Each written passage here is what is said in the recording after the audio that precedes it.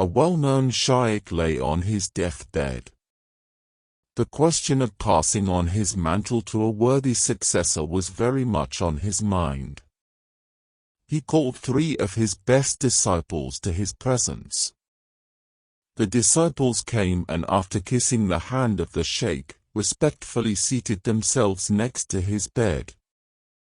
The sheikh asked the first disciple, "If I make you the king of the whole world with unlimited authority, what will you do, my son?" The first disciple thought for a moment and replied, "I will build a masjid in every town. I will make sure that every person in the world performs his prayer on time. I will appoint watchmen to ensure that every man, woman, and child worships the Lord. And if they don't, I will punish them." The sheikh then turned to the second disciple and asked the same question. "I will establish dhikr in every household," replied the second disciple.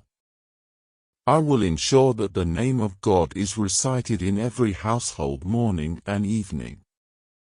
I will give rewards to people who excel in his remembrance." The sheikh then turned to the third disciple. "What will you do if I make you the king of the whole world, my son?" he asked. The disciple pondered the question for a moment. His face lit up as the answer flashed through his soul. "I will leave the world just as God has created," replied the third disciple. "I will ensure the dignity of every man, woman, and child whether he believes or does not believe. I will honor the light that God has lit in every breast. Whatever I propose cannot be as good as it has been created. God is the best of planners. It is His will that there is diversity in this wonderful world. I will honor that diversity and I will celebrate it." "God is indeed the best of planners," repeated the sheikh.